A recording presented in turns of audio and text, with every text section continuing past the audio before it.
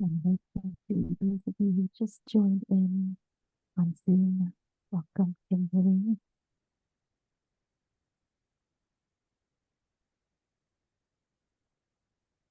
So, in much of the talks that have been shared amongst and offered amongst the teachers in these last uh, several months, we've been bringing in ways to practice and ways of looking at and applying the teachings to how we meet what's going on out there. So there's almost like this, like a keto where what is that, opposing energy or um, way that we meet the disappointment, the fear, the anxiety, the worries. And today I want to go in another direction with what is skillful effort. Um, and this particular way in which we practice, cultivating what's what we already have and then sustaining it and then also giving rise to more of this wholesomeness and goodness as a way to uh, relieve ourselves from some of the anxieties that we might be experiencing in our life or in society or in what's going on in our country.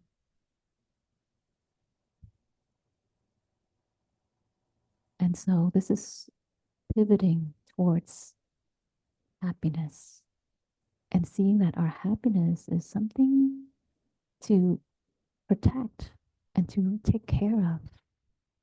That happiness doesn't necessarily come by way of things going our way or when conditions all come together, but it is a pivoting towards what is good, towards the blessings that are there if we take time to shape those conditions for happiness to uh, continue to flourish in our lives and in our hearts and our mind.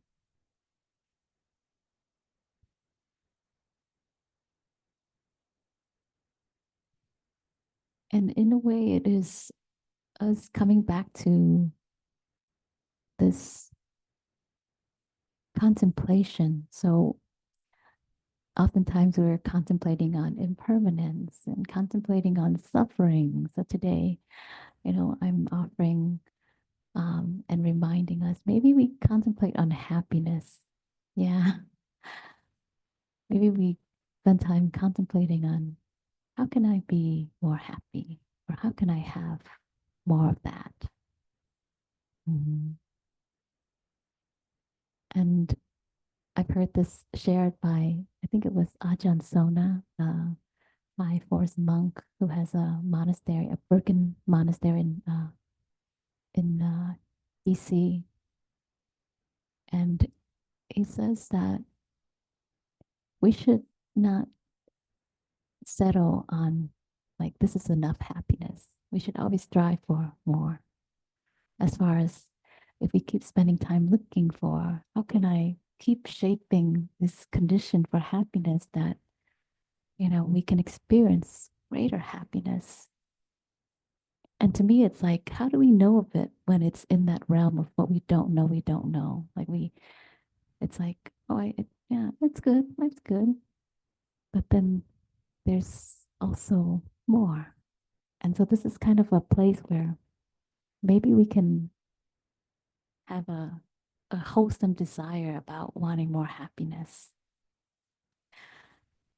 And in wanting more happiness, this list that I will provide to you is I compiled it based on the sutra that you just heard me share, the Mangala Sutra, which means it's translated as the highest blessings, but in some other translation from my teacher, Zen Master Tenjikan, he translates it as the Sutra on Happiness. And what I love about it is if you look deeply at these, all these conditions, it's like, oh yeah, I can do that. Or oh, you know what, that already exists in my life. And just noticing it is magnifying that condition that's already there. That's we're now making ourselves available to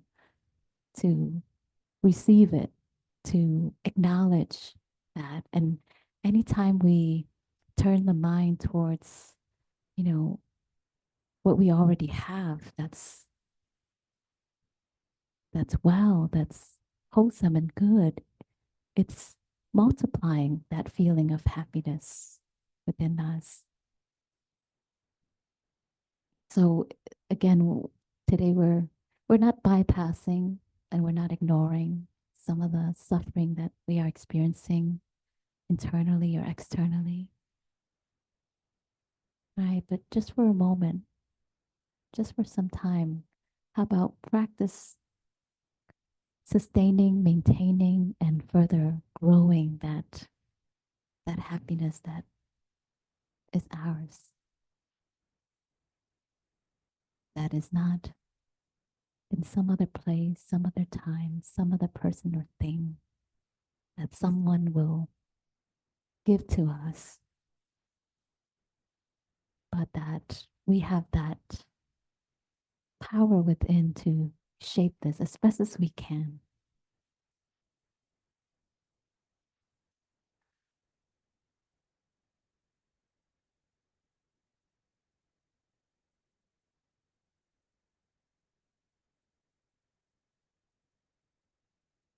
So this this list begins with there's a 25 conditions for happiness.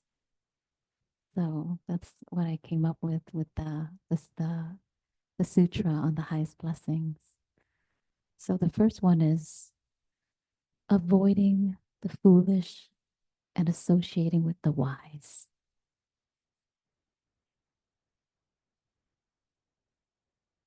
And as I contemplate on what this means, and also for all of us to, how often do we keep people in our lives that are really pulling us down, right? Not serving our well-being. Maybe it's a relationship with a family member, a friend, avoiding the foolish. And when I think of the foolish, I also think of those who, are not practicing ethical conduct and associating with the wise. So thinking about those who, we admire certain qualities in them, those who know how to produce peace and happiness.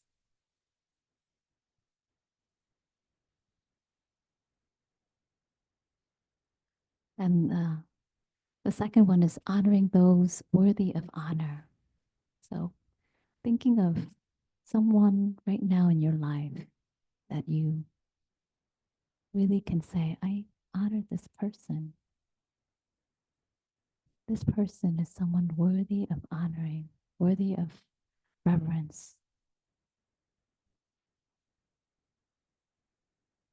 someone who I have a lot of respect for.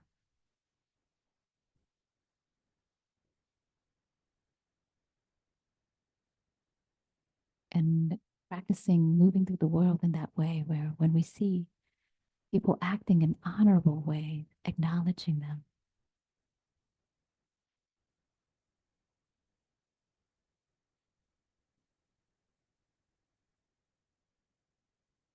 And the third is living in suitable places. So living in a place that is suitable for our well-being. I remember when I was living in Chicago in our meditation group, there was a woman who really struggled with the place that she was living in. And it caused her a lot of anxiety. It was, hearing the city, the humming sound in the city, of the traffic, of the, the HVAC, and all of that, and the noise outside. It was really hard for her, and it really affected her spiritual well-being. And when I think of that, living in places of suitable kinds, you know, where they're where it's free of crime, free of danger, that supports us in deepening in our practice.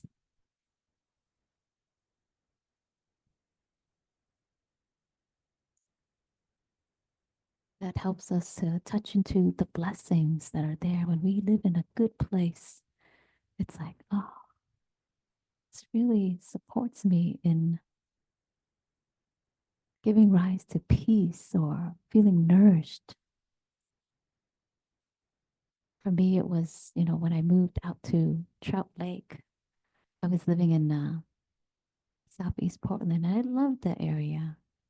But every time I walked outside, the number of times I saw my car being, broken into or being hit, and I was like, okay, I can do without this. How can I make other choices or find a place that's suitable where this doesn't become a week to week thing or a month to month thing? So sometimes it's possible for us to make those changes. Why suffer for longer than we need to? And it also brought me to think of, when I moved from Chicago to here, and I always long for more nature and a smaller city, but I kept staying there and suffering. Every time I came back from a camping trip, I just felt like as if I was going back into the hamster wheel, being in the city. And then when I moved over here and I would fly away for work and then I'd come back, it felt like, oh, I'm coming back home to this beautiful place. And that to me felt like a blessing, that shift of when we're on our way home and it's this place that we are just excited about, looking forward to be in. And whatever that might be for each one of us could vary. But how do we create the condition and shape the condition to find a place that's suitable for us, that supports our inner life, that give rise to that spiritual joy? And for me now, it's that drive out the gorge as I'm driving home from Portland. And I'm like, wow, this is the drive home that's not of skyscrapers and traffic and smog and smoke and cement, but it's this beautiful drive. So, living in places of suitable kinds with the fruits of past good deeds.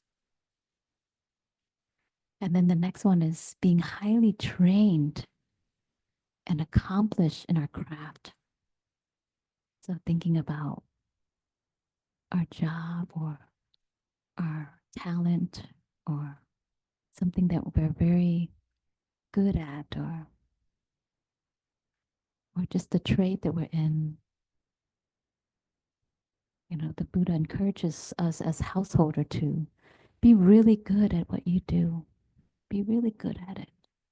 That's in itself a discipline. Be really good at something and devote all of yourself to it. Do it wholeheartedly. And having that sense of satisfaction, having done a good job at something.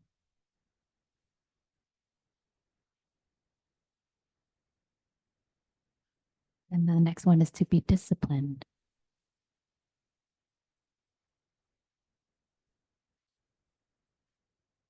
I think of the word diligence and discipline. And there's a nun, Sister D at Plum Village. She often says this line that we are always diligent about something. It's not that we are either diligent or not, but we're either diligent at practicing or we're diligent at watching TV or being on our phones. So we're always diligent about something.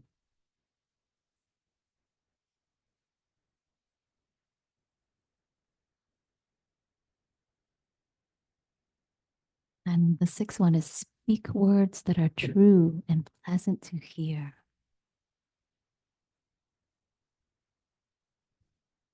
In Vietnamese, there's a parable.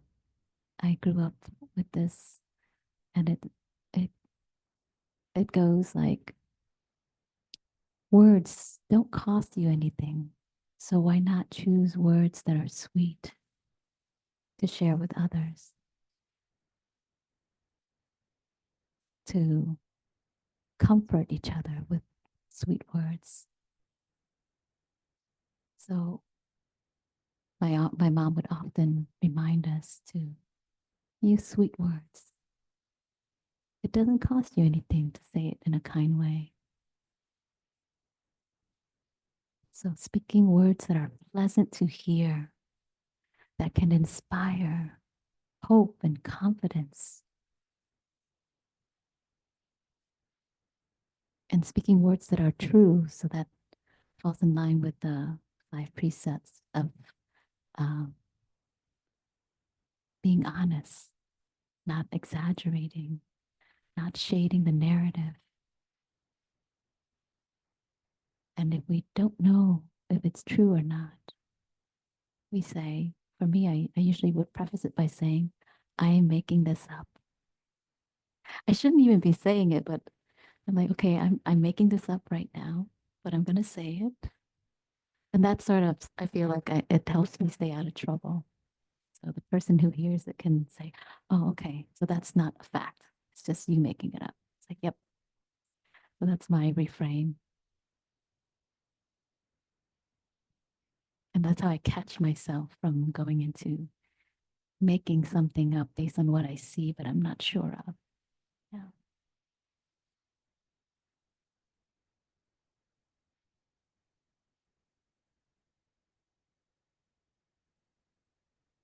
And the seventh one is to provide support to your parents.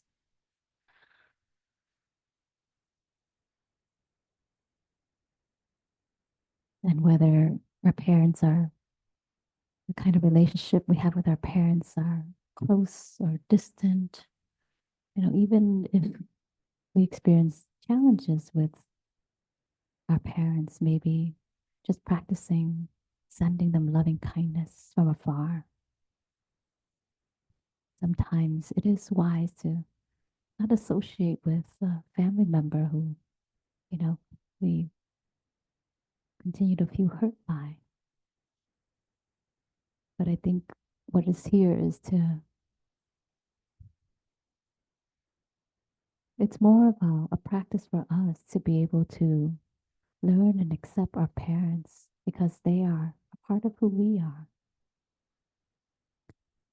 I had a session with someone who is not in the practice, but they were experiencing a lot of trouble in their uh, romantic relationship. And they recognized that they had a lot of walls built up around them, that even this person who cares and loves me deeply, I pushed them away.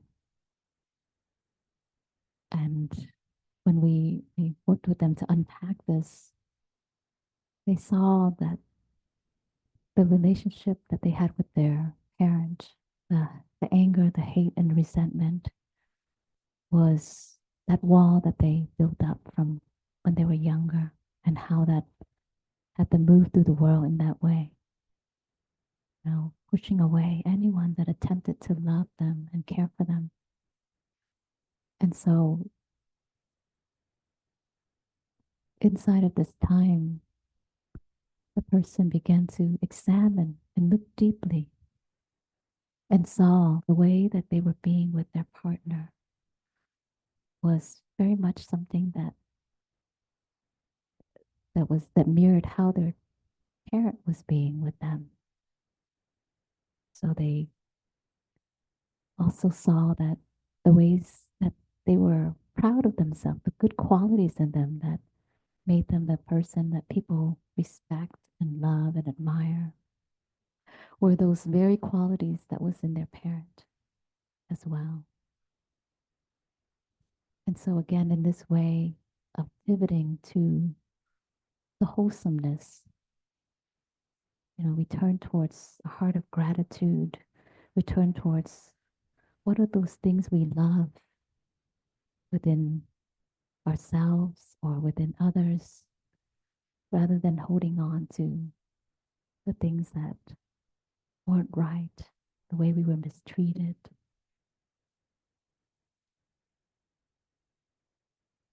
And at times, what we touch into is seeing how much of our life has been wasted on turning towards hate, towards blame, towards anger. And when we are present to, I truly want to be happy. I truly want to let others in. I truly want to forgive and let go. It begins with turning towards a heart of gratitude, turning towards, seeing what good came out of that.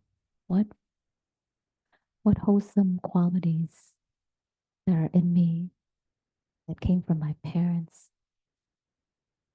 and then honoring them in that way. So that's also a practice that I've taken on over the course of the years. Instead of focusing on the negative, I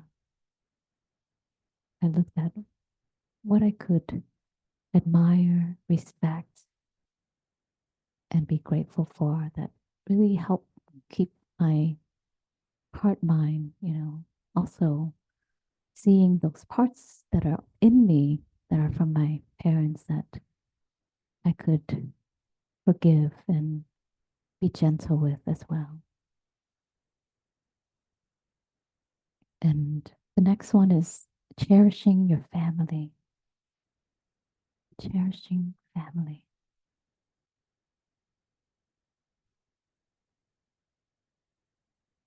And after that, number 9 is finding work that does not cause harm to living beings. And I put, not causing harm to people, to plants, to animals, and minerals.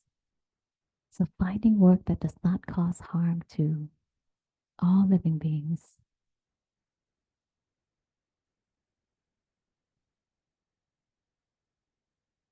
And then the 10th is to be generous and virtuous.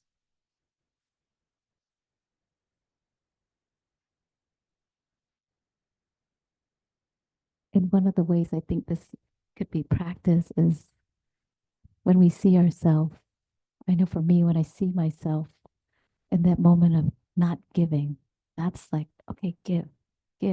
Like that moment's mine, or especially like at the grocery store at checkout. Do you want to donate? There's like this natural no. And then and then now when I think about it, I'm like, wait, you could say yes. You pause for a moment. Don't respond to no so quickly. And would $1, put you out? And so even $1 could be a way to practice generosity in small ways, being generous with our resources, with our time, with our deep listening, with our life energy. So oftentimes we think of generosity as like related to financial things, but it also extends into what we give our life energy to.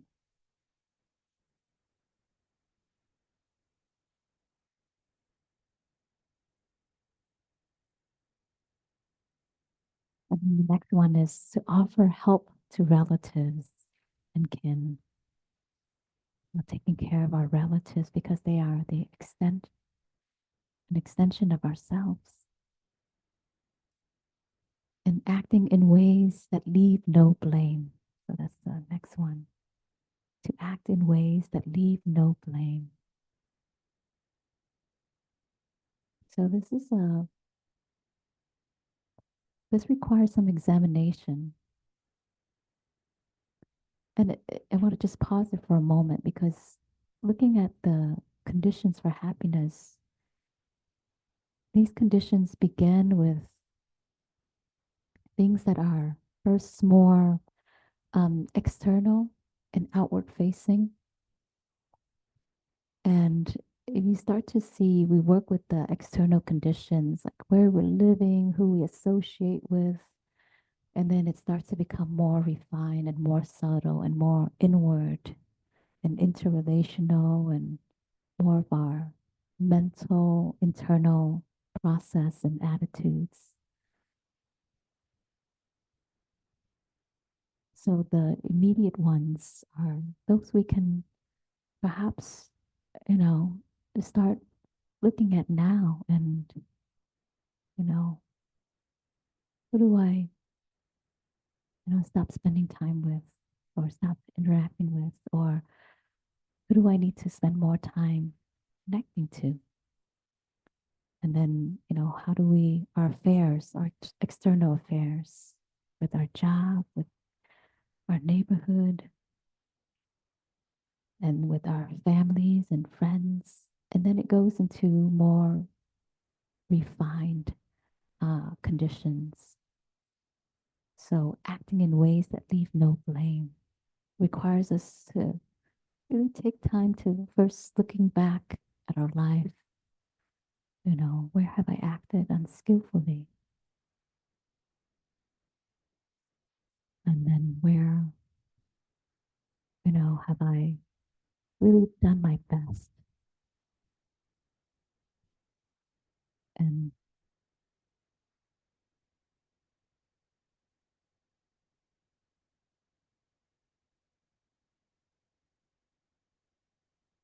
so where the conduct is blameless and spotless, where we are acting and speaking with pure intention, with wholesome intention. And then the next one is to be steadfast to restrain from unwholesome conduct. So stopping ourselves from the things that we know are not serving us.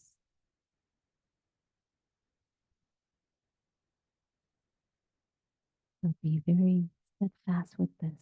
Be swift to restrain ourselves, to guard ourselves.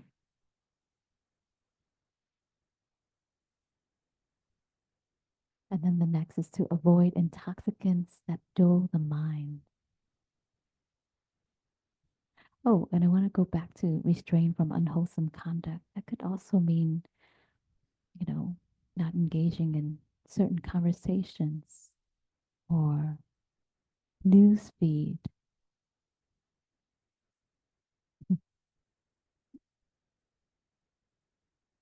It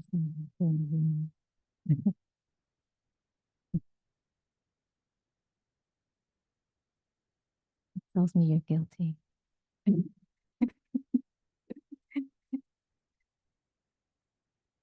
Mm. And then the next one is avoiding intoxicants that dull the mind. And looking deeply at the word intoxicants, this is not just a substance, it's, any irritant that clouds our mind, whether and creates a delusion. So whether this is what we watch, what we read, what we listen to, so what comes through our sense door, what we consume through our sense door, and how that, murky the clarity of our mind, the luminous mind, avoiding the intoxicants, the poisons. And then the next one, to be heedful in all things. So really measured, cautious, careful, and taking time to really reflect on all things, not being hasteful, not rushing to make a decision or to take some action that is impulsive, being heedful, and then being respectful.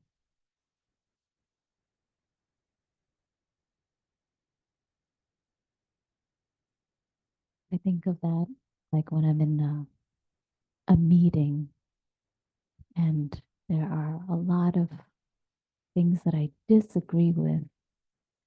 Is it possible to disagree but still respect?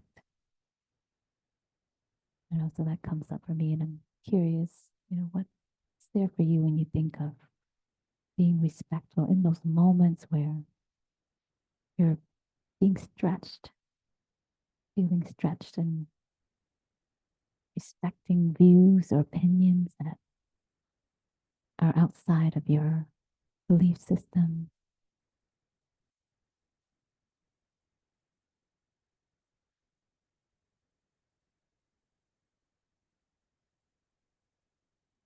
and being humble,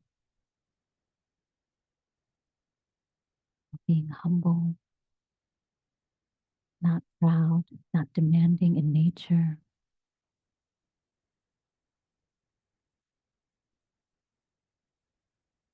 and be easily contented and grateful. Being satisfied, being easily satisfied, being content. And this is, again, these are very subtle, you know, uh, ways that we pivot and turn the mind towards how can I find something here that could be satisfying in this moment? Or what could I be grateful for that will turn the mind from aversion and complaining to appreciation and acceptance?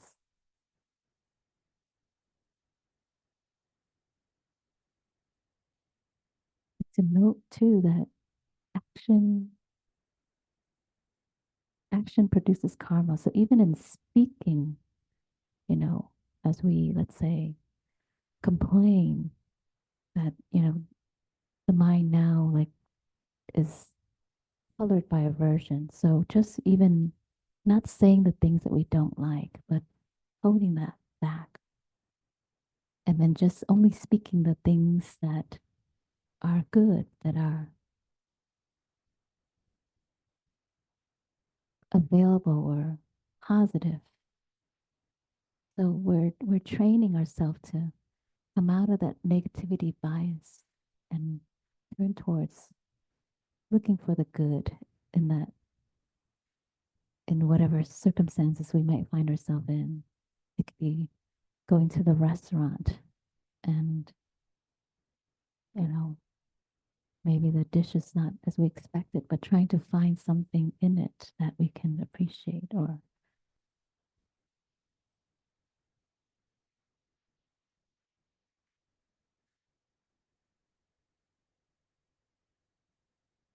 we're trying to skillfully work with the mind to develop contentment. And, when I ask someone this question, a teenager, this question, well, not too long ago who was very picky about food. And I said, do you know how you can enjoy food? Do you know a way you can train yourself to really enjoy food? And she said, how? I was like, well, you can develop not having any preferences. So when you don't have preferences, you can enjoy food everywhere you go. You're not nitpicking. You're not saying, I don't like this. I don't like that. I only eat this and I won't eat that. You're suffering because of that. So she said, oh, okay. Like not having preferences. So the fewer preferences we have, the more we are easily contented and satisfied. And if we practice gratitude, we won't be assessing or judging, but we're just grateful that it's there. We have it. Right? Or whatever conditions that could be seen from a different light. And the next one is frequently hearing the Dharma. So hearing the teachings of liberation, hearing the Buddhist teachings, and also other teachings that are of universal truth. This morning I shared in Wake Up Together the reflection from Pope Francis, one who just passed away recently. And he speaks the Dharma. He's a Catholic Pope, but he speaks Dharma. He speaks the truth of how things really are. His words of wisdom is Dharma. And so hearing the Dharma, hearing Dharma talks, reading, listening to the Dharma to help us remember again, to see things clearly again. And it's like almost like we're feeding the mind with, you know, and with good teachings, letting the mind absorb that rather than the things that it can absorb when we're watching a certain show or a movie or listening to the news. Why not let the mind absorb Dharma? Let it be colored by Dharma. Let Dharma be that reel that runs through our head rather than a certain song, that, what do you call it, the earworm. So Dharma could be that chant that keeps playing in our head, perhaps. I can't get this chant out of my head. Maybe it could be that, but oh, how good. These are some good words. For me, sometimes it's, because I sing a lot of the Plum Village Gatha, so those come up at times. And actually what it does for me is it brings me back to a state of joy and well-being. So letting, Dharma, however it is for you to arise in those moments. If we have 70,000 thoughts that go through our head every day, why not have that be thoughts of Dharma, chants, or poems of Dharma, or just the teachings that just continue to circulate in our mind? And then the next is to have the patience and willingness to accept your faults.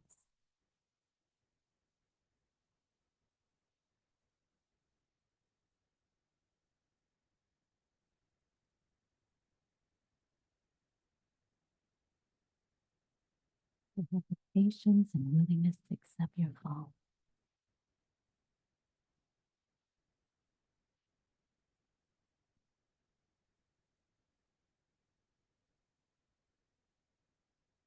To accept your fault mean that we first have to let go of wanting to be right.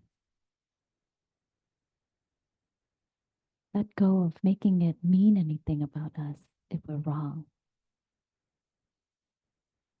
Yeah. Letting go of our pride. that I am this kind of person.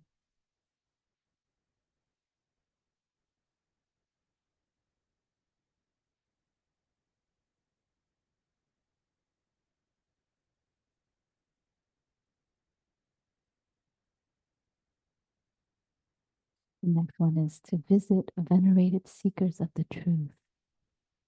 So, in other words, visiting teachers and monastics,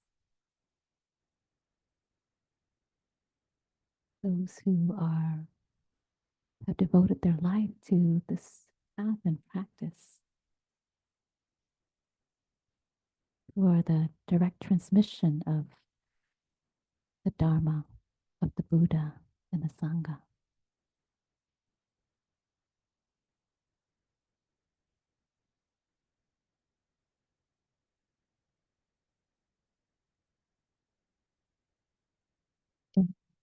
In Asian Buddhist culture, when a person or family experience or couples experience suffering, the first thing they know to do is to go to the monastery, go visit the monks and nuns and wise sages. So that's like a really healthy habit that is formed. And then to offer, food and clothing and their life energy to take care in the temple and provide ease for the monks and nuns and teachers. And, living out at the abbey where I live, I'm really amazed to see folks come, in their time of desperation or their time of feeling deprived by not having their hearts or mind nourished, and knowing that whatever it takes, I had to come out here.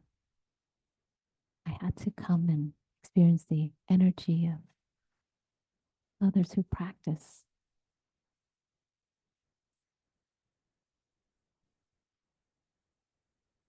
And, we can also notice, our habits, not as a make wrong, but our habits of when we, choose to visit the mall, that I'm guilty of that. Or choose to visit a nice restaurant or a certain website, or when we choose to, visit the bar or the movie theater, just noticing, could I develop a new habit there to visit venerated seekers of the truth, or to visit wise friends, or to visit, websites that share the Dharma. And then the next one, we're on number 22. This is to share the words of Dharma. And this is actually one of the highest form of generosity. So earlier I spoke about generosity with giving our resources, money, time, our life energy. And this sharing the Dharma with others is the highest form of generosity, because we are helping to alleviate suffering and helping to help another to find happiness, and helping them to experience, the possibility of liberation and awakening. So by sharing the Dharma, it goes beyond, what we can give for them in that day, that moment, but it's a seed that is planted of awakening and liberation. So be generous in sharing Dharma, sharing your practice, sharing your insights, sharing how the Dharma has moved you, has altered your life, has made you see life from a whole new light or experience a reduction of suffering.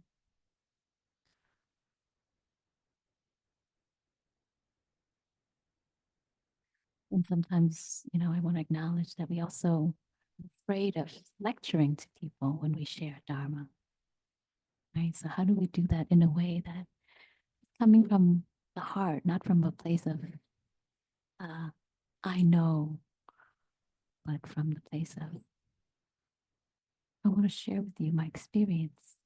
Maybe you connect to it. Maybe you see something, but sharing from the point of view of I, owning our experience and sharing the words of the Dharma from that place of how we have encountered the Dharma in our life.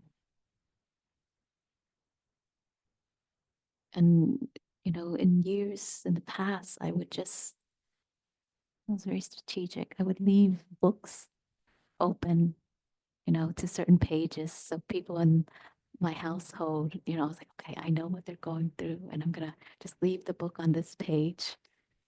And they're bound to see it because they pass by that place every day or they sit at that table. And that was my way because I said, I know I can't say this in a way that will land. I wasn't skillful yet. And I came off as lecturing and I was like, let me find another way. So I would open the books and leave it there. I'd have, printout of things on the wall or in the fridge. One time I had a retreat put on the fridge in my parents' home when I came to visit. And I made sure it was at a certain eye level to the person that I wanted to direct this message to. And, however we go about sharing the Dharma, it's, you know, it amazed me because I said, okay, let's see. And sure enough, my dad registered for that retreat. And I was just stunned. I was like, it works. It works. Holding this possibility of sharing Dharma, right? However that is, and this joy we get from it when we see other being able to receive the Dharma in their way and in their time. And even for us, who have shared the Dharma with us up until now, that has really made a profound difference for us. I remember the years that my teenage years where my sister would constantly buy me Dharma books for my birthday. And I was like, I don't read. Why does she keep buying these books? You know? And then they just kept sitting on my shelf at home, at college. And then eventually, finally, I was ready to receive the Dharma, take in the Dharma. And I was like, oh my gosh, this is so good. So we make the Dharma accessible for others so that when they're ready, it's there.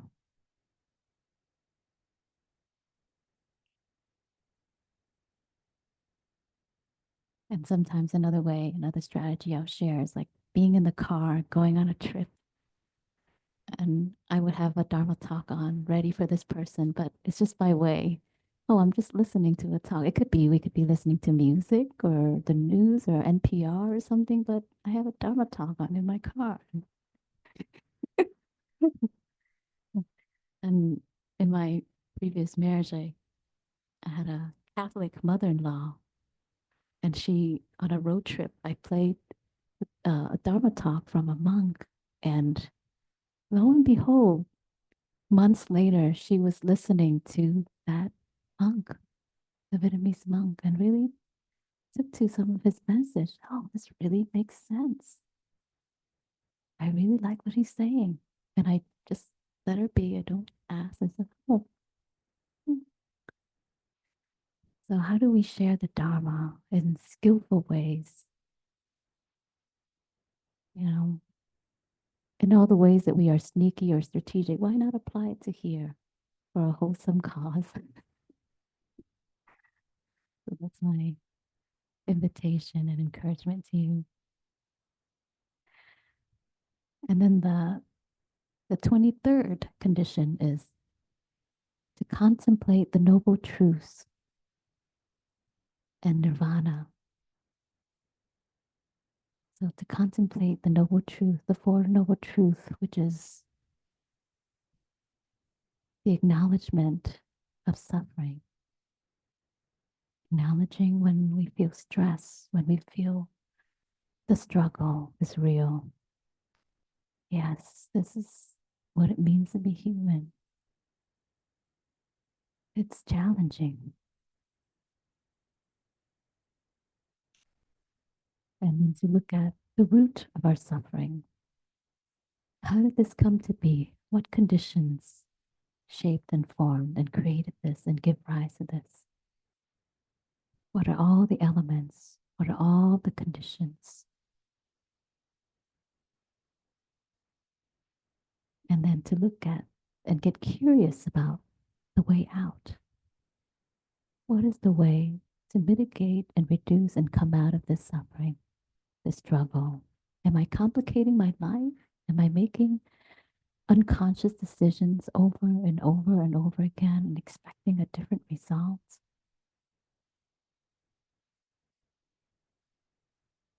Am I missing some outside input, outside of what I already know?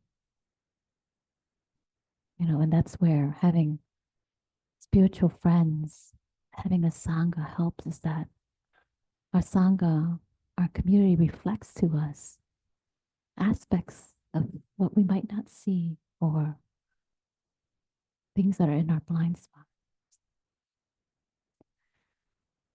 And then also from there, the fourth truth is the path, choosing to stay on the path. So first we step onto the path, and then to stay on the path and to make those necessary course corrections at times. So anytime we come back to hearing Dharma talks, there's a chance for us to reflect, where do I need to refine or course correct or tweak, make some tweaks within my practice or my view or the way I'm seeing things, the way I'm approaching this aspect of my life. And then contemplating nirvana here is, in essence, contemplating happiness.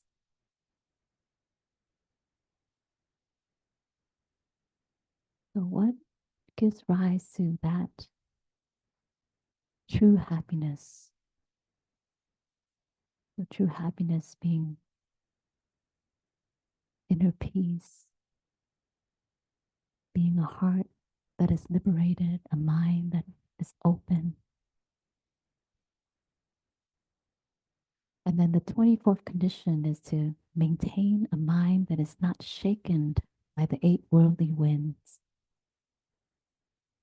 So the 8 worldly winds are praise and blame, pain and pleasure, gain and loss, good reputation and bad reputation. So just noticing in our lives where we still get caught in that, where we suffer when our reputation is down. It's like morning meditation. Oh, only 2 people showed up. I must not be that good.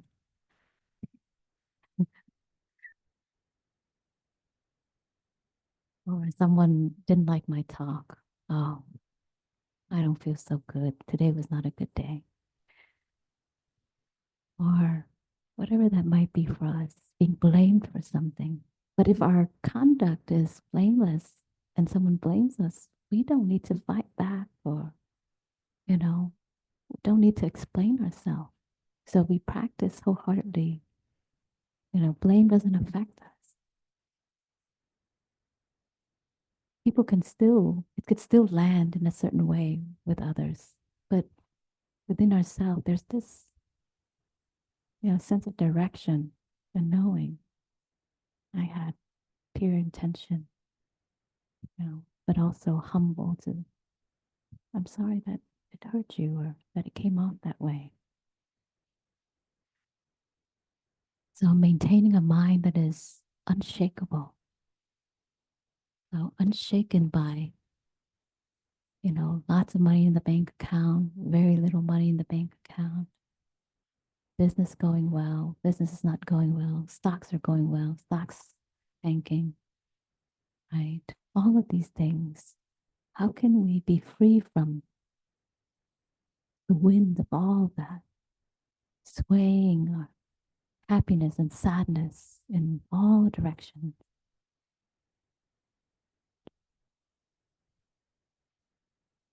So this path gives us that framework so that we're not so narrowed in and grasping onto these things, but there is a backing for our experience that it's inside of this bigger picture of being human.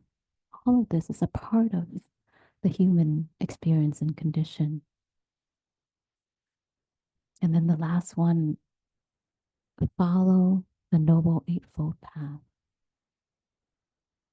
So we follow the path of right view, right action, right intention, right livelihood, right speech, right effort, right mindfulness. Then we are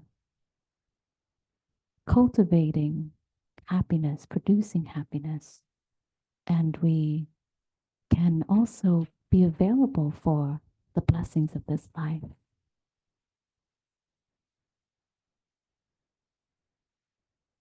And to realize, I also put in here, so the 25 conditions for happiness, how do we create it? And how do we practice to be the receiver, to inherit this blessing? I also put in the 12 benefits that we can realize. So enjoying the fruit of our good deeds, receiving the right guidance, we feel assured and in integrity. There's a feeling of wholeness within us. We feel the contentment, satisfaction, spiritual joy. We feel a sense of freedom and inner peace and clear mindedness, absent of sorrow, absence of sorrow. And everywhere we go, we experience a victory. For me, it could be so simple as like that parking spot right by in front of the store. It's like, oh my gosh, I got VIP again. So feeling victory everywhere we go, or just things coming together for us as things fall apart. Somehow it feels like there's a heavenly being that's taking care and watching over and making sure somehow things just come together for us. And then the other benefit is experiencing safety everywhere we go. Everywhere we go, we feel secured. We're not paranoid. We're not worried who's behind, what's going to happen to me if I walk in this neighborhood. So we feel that sense of safety, and that's truly a blessing. Whatever our identity is, that we don't feel like we might be attacked, but there's this ease, this I feel secure in this world. And so again, this comes by way, not by way of trying to change and make better out there, but that this is radical. That is through cultivating and shaping these conditions that we feel the sense of safety everywhere we go.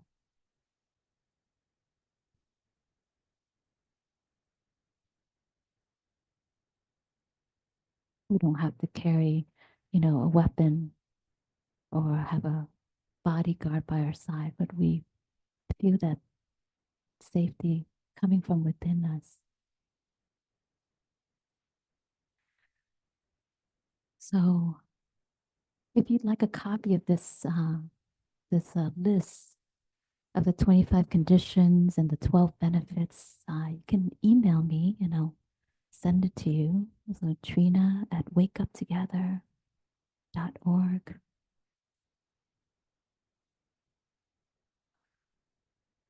And I'd like to pause here. Well, it looks like we are 6 minutes. Maybe we'll take a few shares. Anyone who'd like to share their reflection, their yes, Rob, you grab the mic here. Mhm. Yeah.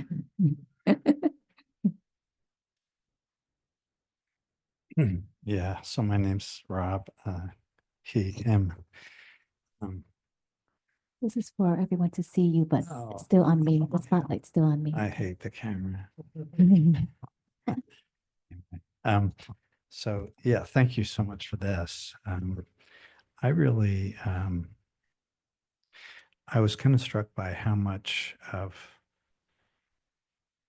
when it's self versus non-self, and when the self is present, there's 25 ways of getting into trouble. And so to move into that other space is, that's a great Dharma lesson and a great way to transcend kind of the discerning mind that becomes me versus you, or us versus them, and that whole thing. And just one other thing, I really liked what you were saying about who was the monk in BC? Yeah, Ajahn Sona. And it kind of got stuck in my head about exploring the frontier of happiness. Like happiness is not a binary thing, and it's not a line of a thing that you follow, and then there's happiness at the end. It's like this 3 or 4 dimensional shaped thing with like little facets, like a gem, and you you observe or recognize one facet at a time sometimes. And the example I'll give is I've had a couple of injuries, and so physically not so happy. And then our beloved Zen dog has uh, got a cancer diagnosis, and so we're really kind of down in the dumps about that. And a couple nights ago, as I was walking up the stairs, I could sort of feel this wave of kind of constriction, or it was like a dark cloud really descending on me. And what was kind of interesting was that somehow I could see in that space in my mind that there was a fork in the road. But it wasn't like a fork in the road. It was more like a thin, razor thin, knife sharp little space that you go one way or the other. And it was to be anxiety is over there and gratitude is over here. And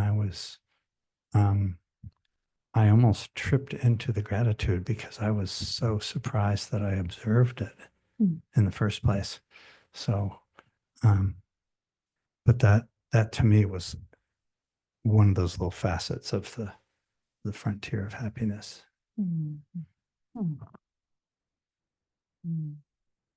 Thank you, Rob.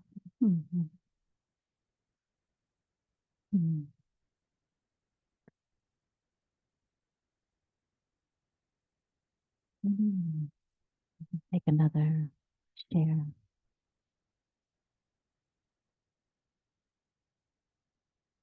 And for those of you on Zoom, you can raise your virtual hand. And I'll call on you.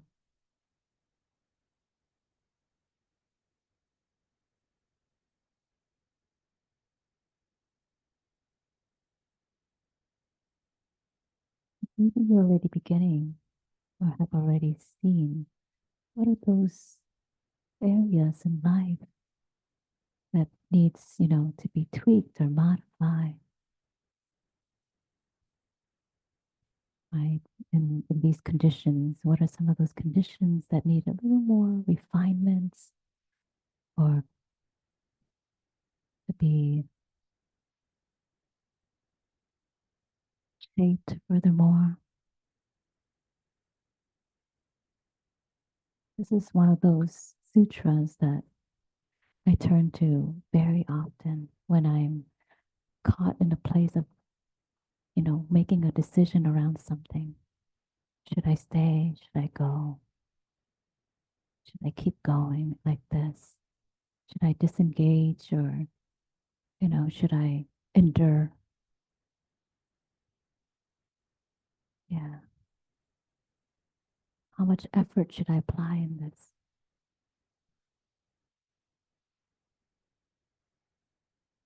So in those times, because I have this sutra memorized, it's like that song that sings in my head. So in those times, those words come up and it reminds me, oh yeah, avoid the foolish. Oh wait, associate with the wise. Associate with the wise. And it helps me because, and this is the purpose of chants, is that it helps us to memorize the teaching, right? It helps us to memorize the teaching so that we can recall it just like that. In the time that we are in the dark or we're confused or we're not sure where to go next, take a step forward or take a step backward or step to the side. So the teachings can help us when we listen to them and let it permeate.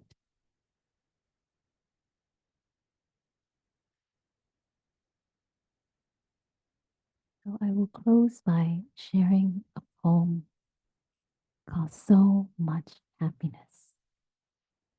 So I invite you to imagine the time where you feel so much happiness.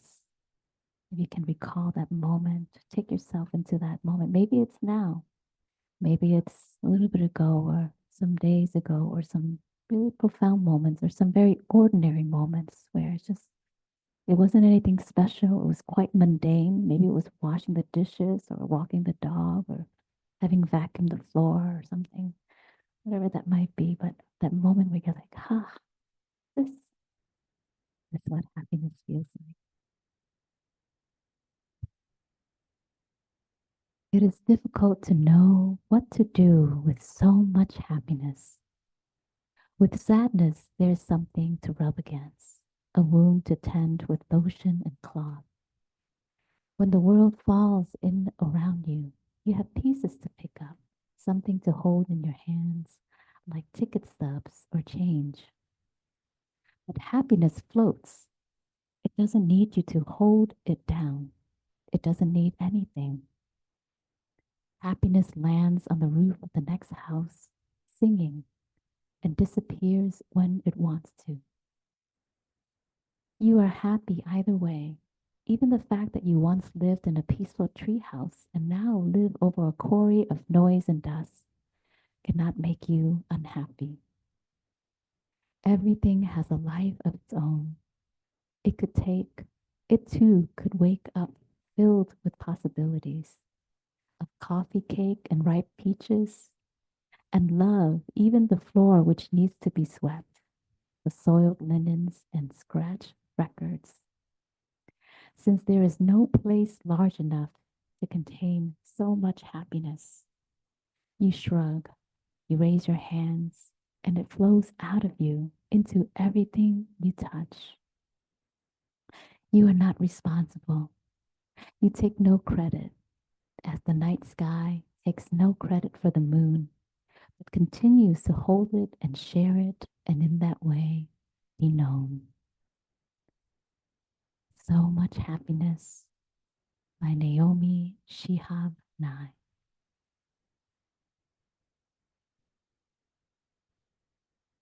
So I'd like to now end by inviting three sounds of the bell and let us breathe joyfully together.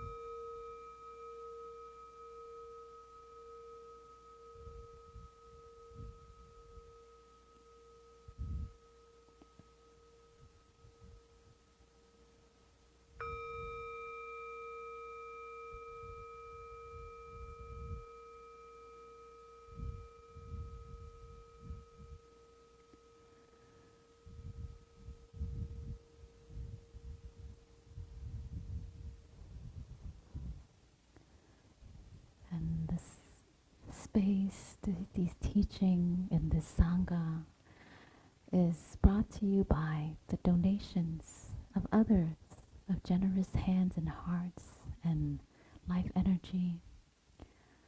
So if you feel moved to practice this spiritual practice of dana, of giving for what has been received, please consider making a donation to Pacific Northwest Meditation. We are a 501c3, and I'll put the information in the chat.